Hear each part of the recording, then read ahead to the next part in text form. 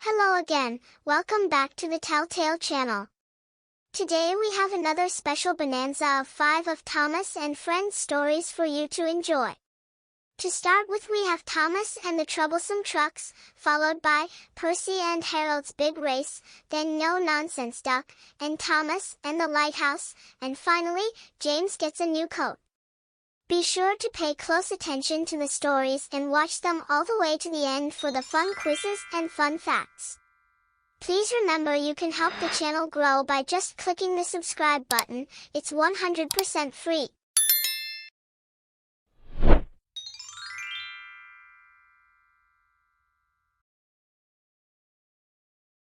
This is a story about the first time Thomas met the Troublesome Trucks.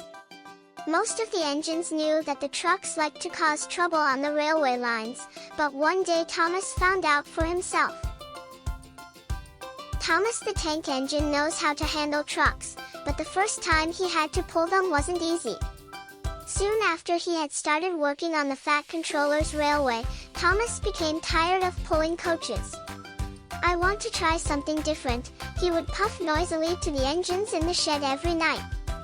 The other engines didn't take much notice. They knew Thomas was young and had a lot to learn. One night, Edward was next to Thomas in the shed. Edward was a kind old engine, and felt sorry for Thomas. "I've got some trucks to pull tomorrow," he told Thomas. "If you want, you can take them and I'll pull your coaches instead." "Oh, thank you," Edward peeped Thomas happily. And all the engines got a good night's sleep at last. The next morning the drivers agreed to the switch. Thomas puffed off to find Edward's trucks. He didn't know that trucks were silly, noisy things. They loved to play tricks on engines that didn't know how troublesome they were.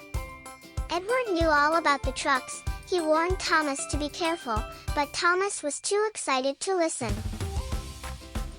Thomas waited impatiently while he was coupled up to the trucks. When the guard blew his whistle, Thomas quickly peeped in reply and began to puff away, but the trucks didn't want to go. Oh, they screeched. "Wait." Thomas wouldn't wait. Come on, he replied, giving them a hard little bump. "Ouch," cried the trucks, as Thomas pulled them onto the main line. Thomas was happy to be doing something different. Come along," he sang as he went. All right," the trucks grumbled. They clattered through stations and rumbled over bridges. The trucks didn't like being bumped, and looked for a chance to cause trouble for Thomas. Thomas soon came to the top of Gordon's Hill. "Steady now," warned his driver, as he shut off steam and put on the brakes. "We're stopping," called Thomas. No, said the trucks naughtily. Go on. Then they all bumped forwards and pushed Thomas down the hill before his driver could stop them. Thomas raced down the steep hill much too quickly. The trucks rattled and laughed behind him. "Stop pushing," Thomas panted, but the trucks would not stop. Huff, ho, "You're too slow, we'll give you a push to help you go," they sang rudely. Thomas could see the station at the bottom of the hill, but he was going too fast to stop. "Cinders and ashes," he cried. He whooshed straight past the station platform. The people waiting there were quite surprised to see a little blue engine going so fast with a train of laughing trucks. At the points ahead, Thomas could see that the line split into 2 tracks. He had an idea. Luckily, the way was clear as he turned off the main line and into a goods yard. Oh dear," Thomas groaned, as he skidded along the rails. His brakes screeched and his axles tingled. At the far side of the yard were the buffers at the end of the track. Thomas was going to crash. "I must stop," Thomas said, and his driver applied the brakes even harder. The buffers were getting closer and closer. Thomas closed his eyes tight shut, but there was no crash. Thomas opened one eye carefully. He had stopped just in front of the buffers, but next to the track was the Fat Controller looking very cross. "Why did you come in so fast, Thomas?" the Fat Controller boomed. I didn't mean to, Thomas explained meekly. The trucks pushed me down the hill. You've got a lot to learn about trucks, little Thomas. The fat controller told him, you must find a way to make them behave, then you'll be a really useful engine. Yes, Sir, Thomas promised. The next day, Edward showed Thomas how to pull the trucks properly and keep them in line when they played their naughty tricks. Thomas even stopped bumping them, except when they misbehaved. And from then on, Thomas never complained about his coaches again. They were much easier to pull than those troublesome trucks. The end. Fun fact: steam locomotives were primarily used between the years 1830 and 1970 until diesel and electric locomotives became prominent. Were you paying close attention to the story? Try the fun quiz. Who swapped jobs with Thomas? The answer is Edward. What is the name of the hill that the troublesome trucks pushed Thomas down? The answer is Gordon's Hill. Who did Thomas see when he opened his eyes? The answer is a very cross fat controller. Fun fact: the first American locomotive, Tom Thumb, lost a race against a horse when trying to prove its usefulness. Stay tuned for the next story.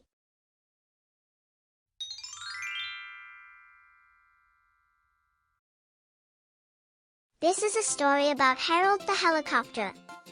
He thought helicopters were faster than engines because they have propellers instead of wheels, but then Percy challenged him to a race. Percy was delivering trucks of stone to the harbor. At the airfield nearby, there was a helicopter buzzing loudly as it waited to land. Loud buzzy thing, said Percy to his driver. I wish it would go and buzz somewhere else. The next day, Percy made a delivery to the airfield. He stopped next to the helicopter. Hello, said Percy. My name's Percy. Who are you? I'm Harold, said the helicopter. With my whirling propeller, I can fly like a bird. Don't you wish you had a propeller too? No, I like having my wheels on the rails, replied Percy grumpily. You engines are much too slow, Harold continued. With my propeller, I can go much faster than any of you. Percy was cross, but before he could reply, Harold flew away. Percy puffed angrily to the quarry to pick up his next load of trucks. Hello, Percy, said Toby. You look cross. What's the matter? Percy told Toby what Harold had said about helicopters being faster than engines. I'll show him he's wrong, said Percy firmly. As Percy puffed back to the harbor, he heard a familiar buzzing noise ahead of him. Look, Percy, said his driver, there's Harold. Let's race him, then he'll see who's fastest. Yes, we'll show him wheels are better than those funny whirling arms, said Percy, and he rushed after Harold. Harold heard Percy speeding up behind him. He realized Percy was racing him to the harbor. You'll never beat me, he said proudly. I will have landed at the airfield before you can stop at the harbor wharf. Don't listen to him, said Percy's driver. We can win this. The race was on. Harold thought a little engine pulling heavy trucks full of stone could never beat him, but suddenly, he saw that Percy was drawing level with him. A few minutes later, Percy's driver shouted, We're in the lead, Percy. Percy was having the time of his life, racing along faster than he had ever gone before. Peep peep, goodbye Harold, he shouted as he raced ahead. Harold looked down in surprise. He couldn't believe Percy was beating him. Harold charged after him. Percy's fireman was shoveling coal into the furnace as fast as he could. He wiped a cloth across his hot face. Phew, he said, this is hard work. I hope we do beat Harold. Then he heard the signal that warned them the harbor wharf was nearby. "Nearly there," cried Percy's driver. "I hope we've done enough to win." Percy braked as he approached the wharf. He rolled under the main line and halted at the buffers, puffing loudly. "Did we win?" he said breathlessly. His fireman scrambled onto the cab roof and looked at the airfield. "We've won," he gasped, Harold still looking for a place to land. Percy smiled. He had shown Harold that engines are just as fast as helicopters. Later, Harold looked embarrassed when Percy made a delivery at the airfield. Percy's driver and fireman sang a song. Said Harold Helicopter to our Percy, "You are much too slow. Your railway is out of date and not much use, you know." But Percy with his stone trucks did the trip in record time, and we beat Harold the Helicopter on our old branch line. Harold smiled at Percy as he flew over him. "You showed me that you can go even faster than me," he said. "I guess wheels are as good as a propeller after all." Percy smiled happily. What fun it had been racing against Harold. He couldn't wait to get back to the engine shed and tell the others all about it. The end. Fun fact. The concept of a helicopter dates back to the 15th century when Leonardo da Vinci sketched out ideas for a flying machine that resembled a modern-day helicopter. Were you paying close attention to the story? Try the fun quiz. Who did Percy speak to at the quarry? The answer is Toby. What was Percy taking to the harbor during the race? The answer is stones. Who stood on Percy's cab roof?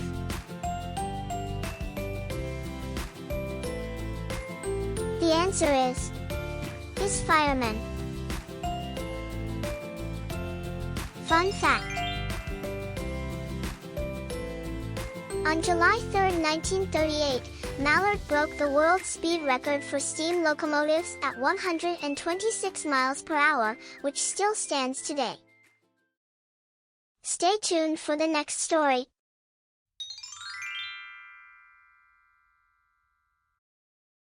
This is a story about Duck the Great Western Engine. When he came to the station, he soon made it clear that he wouldn't put up with any nonsense. But there was one engine who was more than a match for him. One morning, Percy was talking to Gordon and James in the engine shed. "The Fat Controller is getting a bigger engine to help me," said Percy proudly. "Nonsense," said Gordon. "We don't need a bigger engine. You just need to work more and chatter less," said James. Percy sighed. "No one listens to me. They think I'm a silly little engine and order me about. I'll show them," but he didn't know how. Later that day, Percy brought some coaches to the station. "Hello, Percy," said the Fat Controller. "You look tired." "Yes, sir," replied Percy sadly. "I don't know if I'm standing on my dome or my wheels." "Cheer up, Percy," laughed the Fat Controller. "The new engine can do the work here alone. You can help Thomas and Toby build my new harbor." "Oh, thank you, sir," said Percy happily. The next morning the new engine arrived. He was a Great Western engine. "What's your name?" asked the Fat Controller. "Montague, sir, but everyone calls me Duck because they say I waddle," replied the engine. "I don't really, sir, but I like being called Duck." "Duck it is then," said the Fat Controller. "Percy, come and show Duck around." Percy and Duck got on well. Duck knew how to make the trucks behave, and soon they were almost finished. James, Gordon, and Henry watched Duck quietly doing his work. "Let's have some fun," they whispered, and they wheezed, "Quack, quack, quack." Percy was cross, but Duck ignored them. Then the engines began to order him about. "Do they tell you to do things, Percy?" asked Duck. "Yes, they do," replied Percy sadly. "Right," said Duck, "we'll soon stop that nonsense," and he whispered something to Percy. "We'll do it tonight." The following morning, Duck spoke to his driver. "Donald says I quack as if I laid an egg," he said. "Let's play a joke on him to teach him a lesson." "I have an idea," laughed his fireman, and he whispered something to Duck and his driver. That night, when Donald was asleep, Duck's driver and fireman put something into Donald's water tank. The next morning, when Donald stopped for water, he found an unexpected passenger aboard. A little duckling popped out of his water tank. His driver and fireman could hardly believe their eyes, but Donald smiled. "I know who's behind this," he laughed, and Donald told them what had happened in the shed. The duckling was tame. She shared the driver and fireman's sandwiches and rode in the tender. But as the day went on, she grew tired of traveling and hopped off at a station, where she stayed. Before they reached home, Donald and his driver and fireman made a plan.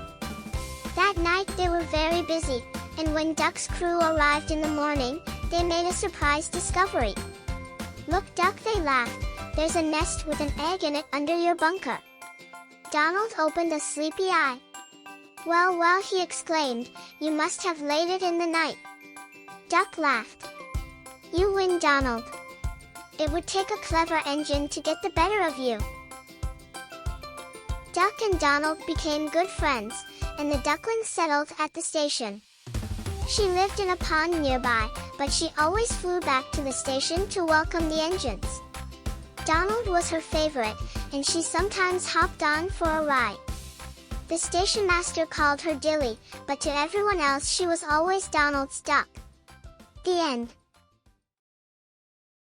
Fun fact: ducks are also called waterfowl because they are normally found in places where there is water, like ponds, streams, and rivers. Were you paying close attention to the story? Try the fun quiz. Where did the Fat Controller tell Percy he could work after the new engine arrived to do his job? The answer is at the new harbor with Thomas and Toby. What did Donald's fireman and driver find in Donald's water tank? The answer is a duckling. What did the station master call Donald's duck? The answer is Dilly. Fun fact: the production of duck eggs is affected by daylight. When there is more daylight, the ducks will lay more eggs. Stay tuned for the next story.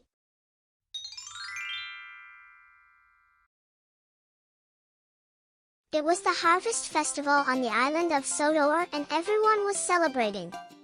There was to be a big party in the evening. There would be clowns, the choir would be singing, there would be a fancy dress parade with a Chinese dragon, and a wonderful firework display. All the engines had special jobs and they were all very excited, especially Thomas. The Fat Controller came to Tidmouth Sheds. "Thomas, you must take a new light bulb to the lighthouse," he said to the little engine.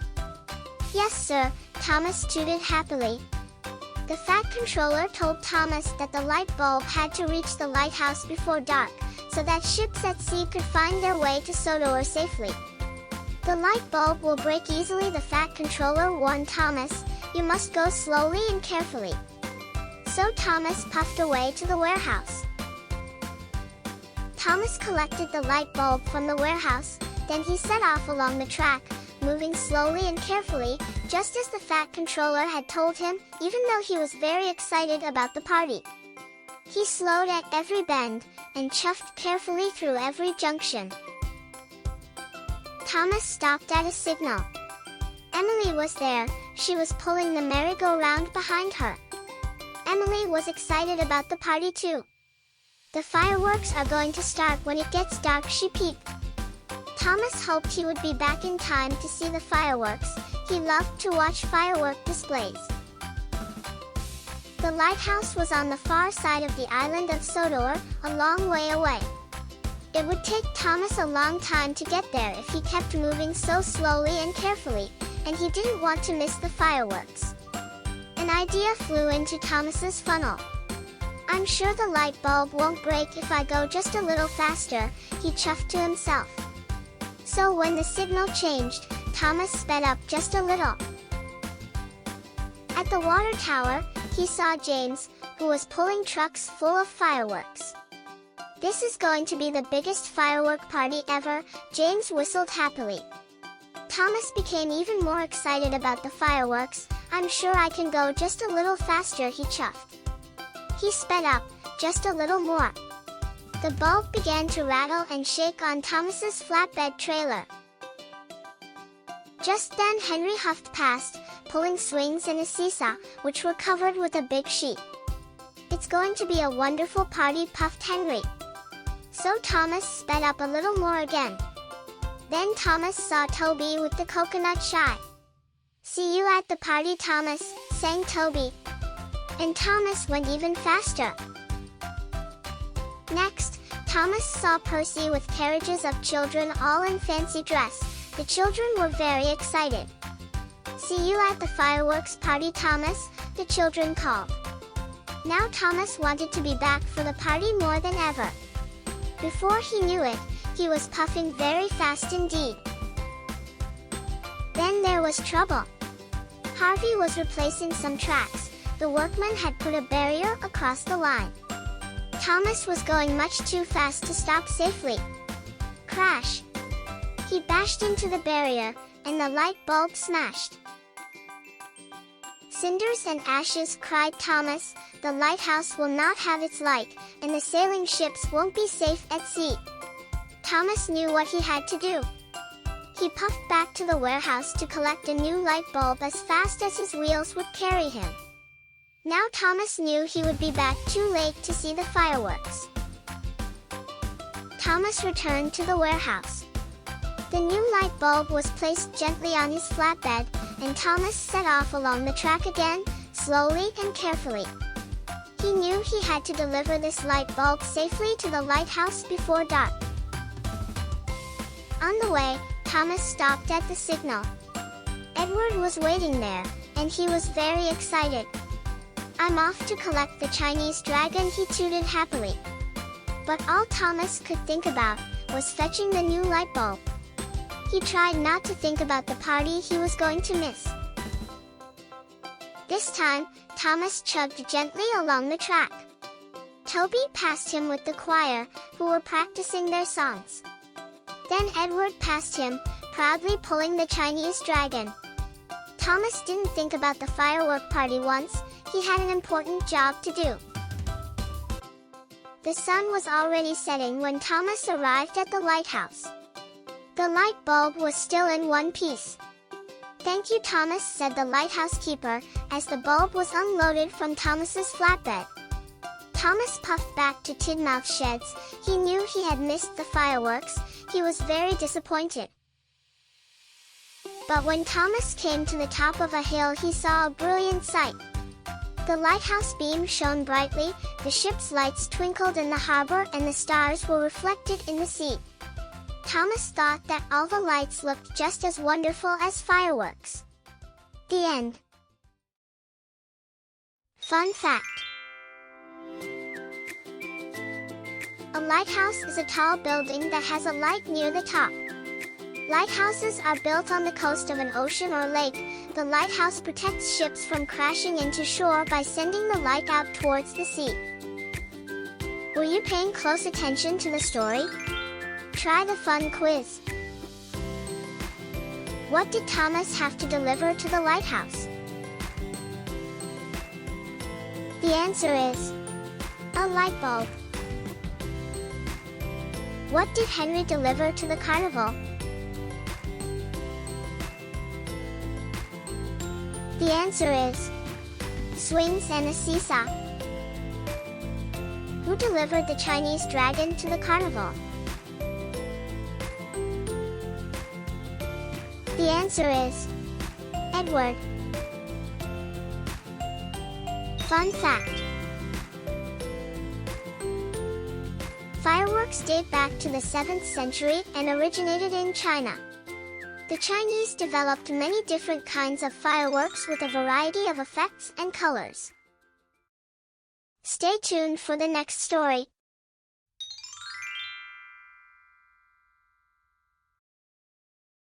All Sir Topham Hats engines like to look clean, bright, and shiny. They love being washed down and having their brass polished until it gleams. James was in the workshop being repainted. He was beside himself with joy. James thought being repainted meant he was special. The workmen painted and polished for hour upon hour. Then, with new paint shining, brass twinkling, and blacking blacked, James returned to Tidmouth Sheds. "Look, aren't I a beautiful red?" he asked the others. "No wonder Sir Topham Hat thinks I'm special." But Percy was worried. He wasn't being repainted, and he wasn't red. "Does this mean Sir Topham Hat doesn't think I'm special?" he asked. "Looking splendid is not the same as being really useful," said Thomas firmly. "But best of all is being really useful, and looking splendid like me," said James cheerfully. Before Thomas could say anything else, James closed his eyes and fell happily asleep. The next morning, all the engines were very busy. Percy was working at the coal plant. Thomas and Emily were taking passengers up and down the branch lines. Gordon was pulling the express. Sir Topham Hat came to see James.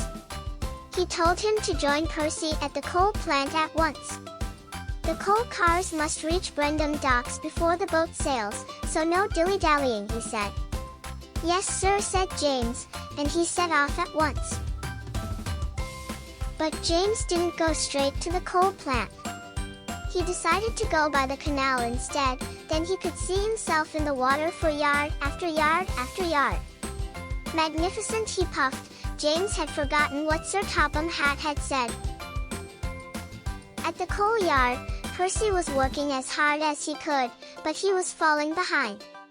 The line of freight cars was getting longer and longer, and the yard manager was getting crosser and crosser. Where could James be? James was still enjoying himself, but there was no one around to share his fun, so he headed for Wellsworth Station. But as James pulled into Wellsworth Station, Gordon and the express were pulling out. The passengers had gone. "Bother," said James. He was disappointed, and he left the station. James headed straight for the branch lines. James saw Thomas. "Look at me," he puffed. "Don't I look fine?" "You should be at work," called Thomas. But James didn't listen to Thomas. James was enjoying being James. But Percy wasn't enjoying being Percy. He was trying his hardest, but the troublesome trucks were being very naughty. Poor Percy was almost worn out.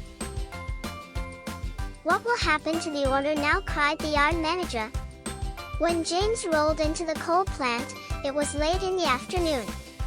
Percy was cross, so was the yard manager. "To make up for lost time," he said, "you must take an extra long line of coal cars to the docks." James was delighted. The docks were always bustling with engines and people. "It's the place to be seen," he said. "The troublesome trucks are being very naughty," warned Percy, but James still wasn't listening. James puffed along looking forward to being seen, but the troublesome trucks were naughtier than ever. They rocked and rolled and crashed and bashed. James's face was soon covered in soot. Going downhill, the troublesome trucks wiggled and giggled. James had to put his brakes on with a jolt. Coal tumbled out of the troublesome trucks, landing on James. James was cross and biffed the troublesome trucks as hard as he could. More coal flew out. Now James didn't want to be seen. He was as dirty as he had ever been, but on his way to the docks, he kept passing his friends. He passed Emily and Edward and Thomas. Thomas thought the only red thing left on James was his face. James trundled into Brendam Docks. He hoped no one would see him. But Gordon was at the docks with the express. He could not believe his eyes. He thought James was the grubbiest, grimiest, dustiest, dirtiest engine he had ever seen. Percy arrived safely with the last of the coal cars. "I like your new coat of paint," he puffed cheekily. "You do look splendid." James knew he should have listened. He didn't feel splendid anymore, but for the first time all day, James could hear clearly. He could hear the sound of the troublesome trucks giggling at him. And, despite feeling foolish, even James had to smile. The end. Fun fact. Cave paintings date back 100,000 years in South Africa and were done by Homo neanderthalis. They made paint using pigment from red iron oxide and charcoal, then combined it with animal fat, water or saliva, to bind it together. Were you paying close attention to the story? Try the fun quiz. Who was upset because he wasn't getting painted like James? The answer is Percy. Who was pulling the express train?